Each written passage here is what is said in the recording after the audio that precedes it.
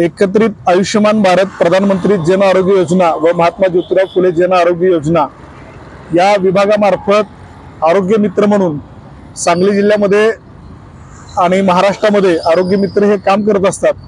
आरोग्य मित्र हे प्रशासन आणि रुग्ण जे आहेत यांचा मधला दुवा म्हणून ते काम करत आहेत। गेली 3 दिवसापासून सांगली जिल्ह्यातले आरोग्य मित्र व महाराष्ट्रातील आरोग्य मित्र हे संपावरती आहेत।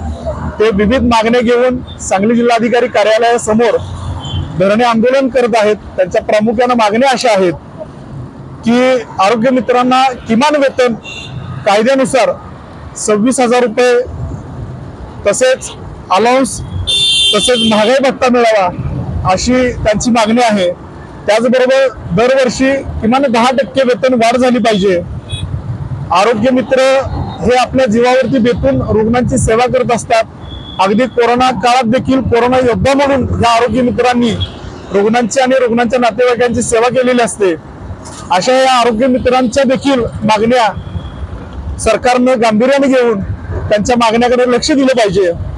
जे आरोग्य मित्र 10 वर्षापेक्षा जास्त सेवा देत आहेत या आरोग्य मित्रांना देखील सेवेमध्ये कायमस्वरूपी प्रशासनाने घेतलं पाहिजे। अशा विविध मागण्यांच्यासाठी हे आरोग्य मित्र या ठिकाणी आंदोलन करत आहेत। मी स्वाभिमानी स्वराज्य सेनेच्या वतीनं या आंदोलनाला पाठिंबा दिलेला आहे। त्याचबरोबर या राज्याचे सार्वजनिक आरोग्य मंत्री सन्माननीय प्रकाशजी आंबेडकर साहेबांना देखील मी आता संपर्क केलेला आहे। त्याचबरोबर या योजनेचे जे प्रमुख आहेत महाराष्ट्राचे त्यांच्या सोबत देखील आता माझं बोलणं झालेलं आहे।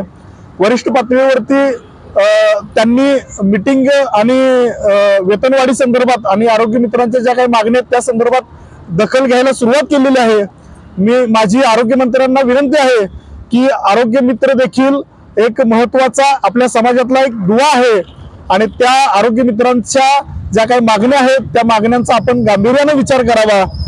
अन्यथा या आरोग्य मित्रांच्या ज्या काही मागण्या आहेत त्याच्याकडे जर दुर्लक्ष होत असेल तर आम्हाला स्वाभिमानी स्वराज्य सेनेच्या वतीनं लक्षवेधी आंदोलन करावं लागेल असा या निमित्तानं मी या ठिकाणी इशारा देतोय। धन्यवाद।